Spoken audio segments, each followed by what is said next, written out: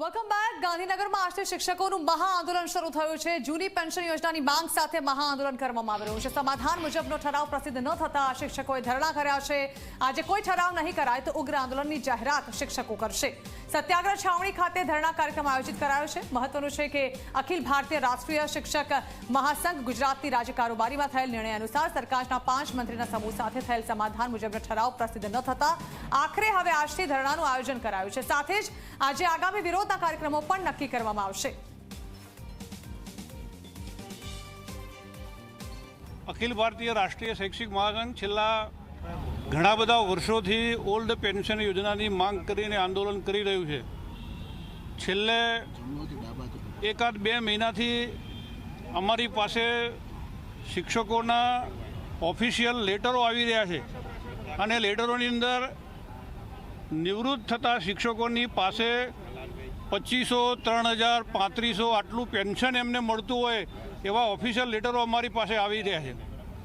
અમને બધાને ખરેખર એક દુઃખ છે કે આટલા વર્ષ નોકરી કર્યા પછી જ્યારે નિવૃત્ત થઈ રહ્યો છે એ શિક્ષક કર્મચારી, ત્યારે એને પેન્શન રૂપે 3250 જેવી નજીવી રકમ મળી રહી છે।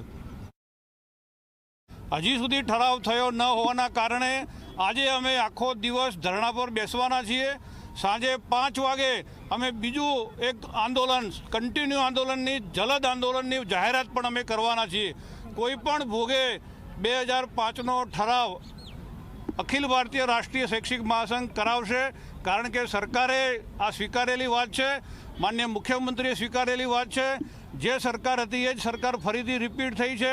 સરકારના મુખપત્ર માહિતી વિભાગના લેટર પેડ ઉપર છાપીને આપ્યું હતું કે 2005 પહેલાંના કર્મચારીઓ, શિક્ષકોને અમે ઓલ્ડ પેન્શન યોજનાની અંદર સમાવેશ કરી લઈશું। મને હજી સુધી સમજાતું નથી। પ્રાથમિક શિક્ષકો જે કહી શકાય, ક્યાંક ને ક્યાંક શિક્ષકો હવે 2005 પહેલાંની જે જૂની પેન્શન યોજના છે તેની સીધી માગણી કરી રહ્યા છે। જૂની પેન્શન યોજના તેમના માટે જરૂરી છે અને ગાંધીનગરમાં તેઓ આવ્યા છે। એક દિવસના તેઓ 11થી 5ના ધરણા કરવાના છે। આ પ્રકારનો તેઓનો કાર્યક્રમ આપ્યો છે। અખિલ ભારતીય રાષ્ટ્રીય શૈક્ષિક મહાસંઘ દ્વારા આખી જૂની પેન્શન યોજનાની મહાઆંદોલન અને ધરણાનો કાર્યક્રમ છે। શાના માટે આ પ્રકારનો કાર્યક્રમ આપવો પડ્યો?